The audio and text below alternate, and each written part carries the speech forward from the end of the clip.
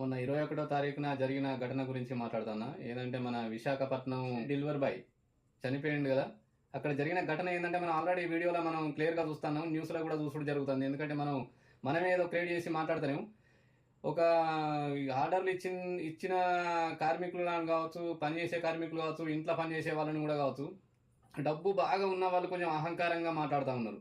అతను చేసిన పొరపాటు ఏంది మనకు న్యూస్‌లో చెప్పే విధానం అక్కడ తెలిసిన సమాచారం ప్రకారం ఏంటిది అంటే, అన్నా అని పిలిచినందుకు నీ మాట తీరు బాగాలేదు. నీ మాట తీరు బాగాలేదని ఆ ఓనరు అనే ఎవరైతే ఫుడ్ ఆర్డర్ పెట్టుకున్న వ్యక్తి, ఆ యజమాని, ఆ బిల్డింగ్ యజమాని అంటారు. అది ఎంతవరకు కరెక్టో మనకు కూడా తెలవది. ఆర్డర్ పెట్టుకున్న వ్యక్తి మాత్రం నువ్వు నీ మాట తీరు కరెక్ట్ లేదని పోయేటోని పిలిచి మరీ కొట్టినట్టుగా అక్కడ వీడియోలో కూడా మనకు కనబడుతుంది. అంటే నాకు తెలిసినంత వరకు ఏందంటే, నాకున్న బాధ ఏందంటే, ప్రతి ఒక్కడు డబ్బున్నోడు ఎవడు వీడు మంచోడు, వాడు మంచోడు అని కాదు. అందరూ ఎవరో సానుభూతి కోసం మనం కొందరే తప్పు చేస్తారు అని అనుకుంటారు కానీ, డబ్బున్నోడు ప్రతి ఒక్కడు చిన్న చూపు చూస్తా ఉన్నారు.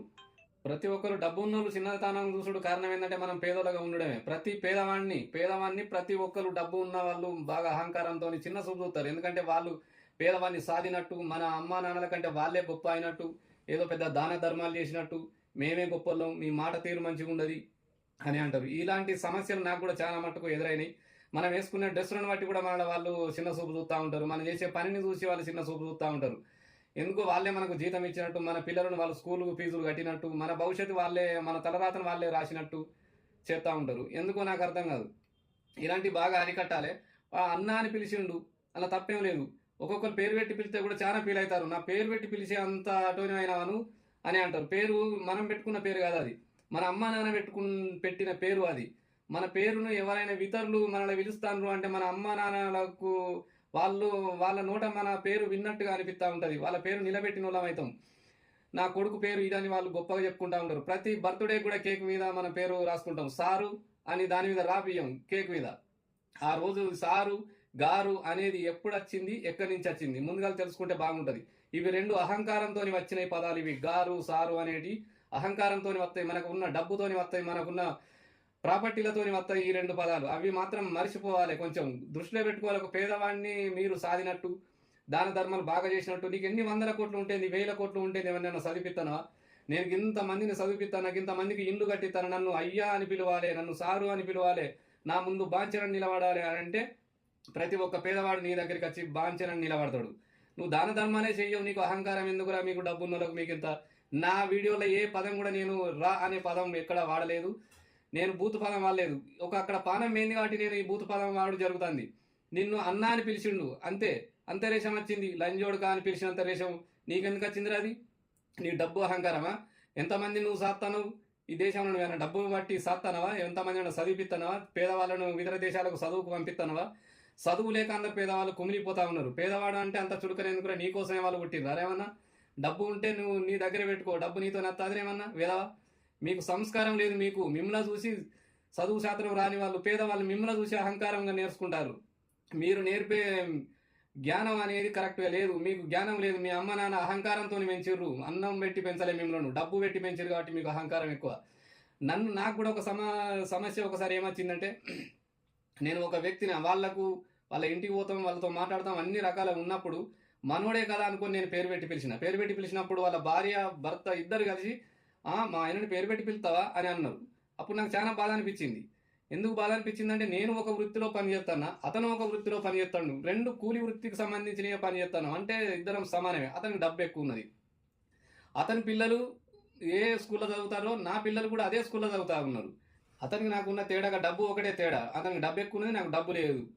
దాన్ని పట్టుకొని నా పేరు పెట్టి పిలుతావా మా ఆయన అని వాళ్ళ భార్య అన్నది. పేరు పెట్టి పిలుతానవా నన్ను అని అతను కూడా అన్నాడు. అప్పుడు నాకు చాలా బాధ అనిపించింది. వీడు నిజంగానే వేరే స్కూల్లో, ఇంకా హై లెవెల్ స్కూల్లో చదివించేది ఉంటే వాడు గొప్పోడు అనుకుందును. ఎవరినో 10 మందిని చదివిస్తాడు వాడు, నేను చదివిస్తలేను కదా, నేను పేదవాడిని, వాడు గొప్పోడు అని అనుకునేటోని. పేరు పెట్టి పిలిచినందుకే వాడు ఫీల్ అయ్యిండు. ఇంకొక వ్యక్తిని నేను ఫోన్ చేసి వేరే వాళ్ళ పక్కన ఒక సమాచారం అడగడం కోసం ఒక వ్యక్తి నంబర్ తీసుకొని ఫోన్ చేసి, ఆ పేరు గల వ్యక్తివి నువ్వేనా అని ఆ పేరు పలికిన నేను నా పేరు నువ్వు అంటావా? నేను షాక్ అయిపోయినా. నువ్వేం పని చేస్తావు, నువ్వేం నౌకరీ చేస్తావు అని అడిగిండు. వాని పేరును అడగటానికి కూడా వాడికి అంత షాకులా ఉన్నాడు వాడు. అంటే వాడు వేరే ఆకాశంలో ఉన్నారా ఈ డబ్బున్న గాటి కొడుకులు అందరూ? ఇంత కోపం వస్తాను కానీ వీడియోలు అందరూ చిన్న చిన్న పిల్లలు చూస్తారు కాబట్టి కొంచెం నేను తగ్గించి మాట్లాడుతున్నా. కొంచెం ఎక్కువ మాట్లాడేటట్టు చేస్తా ఉన్నారు ఈ డబ్బున్నోళ్ళు. వీళ్ళు ఏం మీకరు, వీళ్ళతో ఏం కాదు. ఎందుకంటే మనలో వాళ్ళు సాత్తలేరు. మనమే పని చేసుకొని బతుకుతున్నాం. ఈ డెలివరీ బాయ్లు కావచ్చు, వర్కర్లు కావచ్చు, ఆ ఇంట్లో పనిచేసే పని మనుషులు కావచ్చు, ఎవరికి భయపడద్దు. ఈ నా కొడుకులు మనం పని చేస్తే బతుకుతారు వీళ్ళు. వీళ్ళ డబ్బు పని చేస్తలేదు. మన కష్టంతోని వాళ్ళు బతుకుతా ఉన్నారు. మనం ఒక్క రోజు లేకపోతే వాడు గిన్నెలు తోముకోడు, వాడు వంట చేసుకోడు, వాడు బయటికి వెళ్ళి కూరగాయలు కూడా తెచ్చుకోడు. అసలు సోమరిపోతులు ఈ డబ్బున్న గాడి కొడుకులు. డబ్బున్న ఎప్పుడైనా గౌరవించద్దు. వాడు దాన ధర్మం చేస్తానంటే వాని ముందు చేతులు కట్టుకొని నిలబడాలి, వాడిని అయ్యా అని పిలవాలి, వాడిని సారు అనాలి, వాని ముంగట బానిసగా మనం ఉండాలి. తప్పులేదు.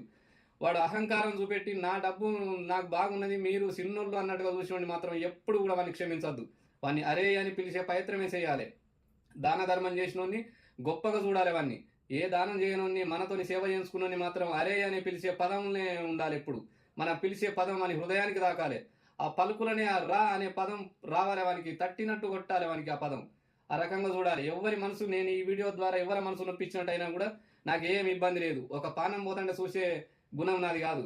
ఏ పేదవాడైనా కూడా నా దృష్టిలో గొప్పోడే. ఎంత పెద్దోడైనా వాడు నాకంటే చిన్నోడే. వాడు ఎంత డబ్బున్నా కూడా నేను దాన ధర్మాలు చేస్తా. నేను లక్షకు 100 రూపాయలు దానం చేస్తా. నేను పేదవాడిని కాబట్టి. వాళ్ళ లక్షకు 100 రూపాయల చొప్పున వానికి ఎన్ని కోట్లు ఉన్నాయో ఒక లక్షకు 100 రూపాయల చొప్పున కౌంట్ చేసి వాడు దానం చేయగలుగుతాడా? వాని ఆస్తులు ప్రాపర్టీ మొత్తం లెక్క చేసి ప్రతి 6 నెలలకు ఒకసారి వాళ్ళు లెక్క చేసి దానం చేయగలుగుతాడా? వాడు నాతో పోటీ పడవాను వాడిని. నేను ఇంత గరీబ్, నేను 10 రూపాయలే దానం చేస్తా. నాకున్న సోమతికి వానికి ఉన్న సోమతికి వాడు ఇంకా ఎక్కువ చేయాలిగా. దాన్ని బట్టి లెక్క చేయాలి. పర్సెంటేజ్తో లెక్క చేయమని వాడిని చేస్తారు. ఈ గాడి కొడుకులు రూపాయి బుచ్చగానికి కూడా వీళ్ళు దానం వేయరు. వీళ్ళు ఇసొంటల ముందు అస్సలు భయపడద్దు. ఏ పేదవాళ్ళు కూడా భయపడద్దు. పేదరికం అంటే ఏదో ముందుగా తెలుసుకోరు. పేదరికం అనేది మనకు డబ్బు లేకపోవడం కాదు. మనం ఒకరిని అడుక్కోకుండా మనం మన చేతుల మీద మనం బతుకుతున్నాం, మన కాళ్ళ మీద మనం నిలబడతాం అంటే మనం పేదవాళ్ళం మనం కాదు అనేది అందరూ ప్రతి ఒక్కరు తెలుసుకోవాలి. వాడు మనల్ని సాధినప్పుడే వాని ముందు మనం పేదోళ్ళం. అంతేగాని వాడు మనల్ని సాధలేడు కాబట్టి మనం పేదవాళ్ళం కాదు, మనం ఉన్నోళ్ళమే. వానికి సేవ చేస్తాను ఆ గుర్తు వానికి ఉండాలి. మన సేవ లేనిది వానికి వెళ్ళది. మన సేవ చేస్తాను కాబట్టి వానికంటే మనమే గొప్పలం. మనం లేకుంటే వాడు బతకలేడు. వాడు లేకపోతే మనం బతుకుతాం. ఈ విషయాన్ని అందరూ గుర్తుపెట్టుకోరు. బానిసలుగా ఎవరు కూడా బతకద్దు. బానిసల లెక్క మీ తీరు కూడా ఉండద్దు. రా అనే పదాన్ని ఎప్పుడు వాడాలి. అయ్యా బాంచని అనుకుంటా ఉంటే వాళ్ళు బాగా అలసు మాట్లాడుతూ ఉంటారు. పేరు పెట్టి పిలుచుడు తప్పేం కాదు. వాళ్ళ అమ్మ నాన్న పెట్టిరు పేరు. అన్న అని పిలుచుడు తప్పేం కాదు. అన్న అని పిలవాలి, పేరు పెట్టి పిలవాలి, ఏం కాదు. ఒక్కరికి అన్యాయం జరిగితే 100 మంది పోయి వాడిని కొట్టాలి. ఇబ్బంది ఏం కాదు. చచ్చిపోతాం కావచ్చు, అంతకంటే మించింది ఏం కాదు. నా వీడియో ద్వారా మీకేమైనా మనసును వచ్చినట్టు అయ్యేది ఉంటే కొంచెం క్షమించాలి. ఎందుకంటే ఇది ఆవేదన కాదు, ఆలోచనతోనే మాట్లాడుతున్నా. సరేనా?